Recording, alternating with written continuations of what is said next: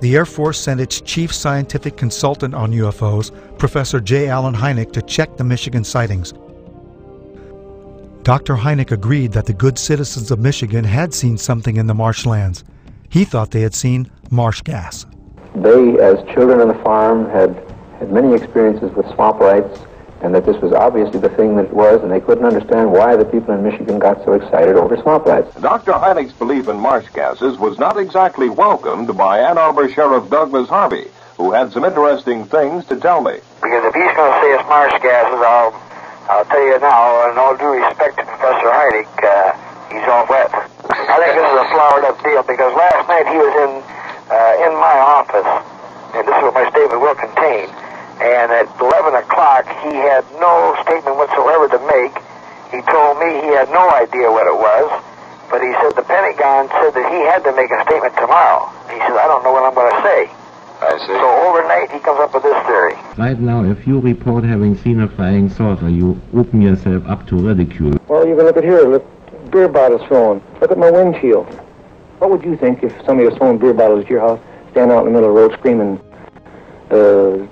you nut, you're fantastic, and all that? What would you think? You open yourself up to ridicule. Are you sorry now that you did tell people what you saw? Yes, I am. I'm sorry, because not that it's not the truth, but it's just the idea, the reaction of the people. They think you're a nut, tell you the truth. That's just what they figure you are.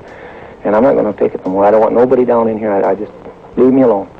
You open yourself up to ridicule too, which is something which is deplored by the Air Force, deplored by the Air Force, deplored by the Air Force. And if the thing lands right there by that pump, I'd never say a word. And he got out and talked to me. I wouldn't tell nobody. That's just the way I feel. I'm bitter and disgusted in the whole matter. According to the United States Air Force, in following a policy which is set probably fairly high in the Pentagon, there are about 250 or 300 extremely incompetent airline and military pilots in this country. The airlines let them continue to fly even though they have reported UFOs. The Air Force has been accused from time to time of hiding information about UFO. What do you have to say to that, Colonel Happy? Well, these charges are absolutely untrue. We have not been hiding anything. Now, this is not an attack on the Air Force spokesman or the project spokesman. They are simply following orders to explain away all UFO sightings as quickly as possible when they become public and deny that UFOs really exist. UFOs were fairly new, and even though there had been sporadic reports throughout the late 1800s and early 1900s, they were simply nothing to worry about. Flying saucers had been reported and photographed worldwide. They were not an issue because the sightings, although seen by pilots and close to Army bases, did not seem to pose any kind of threat. They were simply passed off as strange lights or sightings of atmospheric and weather anomalies by untrained civilians who were seeing things that were easy to explain. After the attack on Pearl Harbor, it became apparent that our military needed to control who or what flew into our airspace. Radar was the newest technology for detecting anything in our skies that was not acknowledged to be our aircraft. The Battle of LA was an example of an unknown aircraft that was immune to all that our anti-aircraft guns could deliver.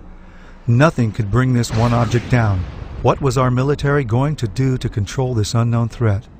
What would happen if the public found out these things were real and there was nothing we could do to stop them?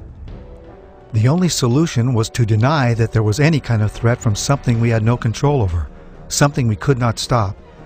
The solution included an official denial that would last over 60 years. The Air Force and the CIA hired and commissioned the top astronomers, scientists, and experts of those times to become the authorities on the subject of UFOs. These experts appeared on national radio and television and gave the naive, gullible, and patriotic public the myth about UFOs. Astronomer Thornton Page was on a CIA committee that investigated UFO reports in 1952. Its conclusion? No evidence of UFOs. Even highly regarded astronomer Carl Sagan was placed by the Air Force as a consultant on a scientific panel to deny the existence of UFOs.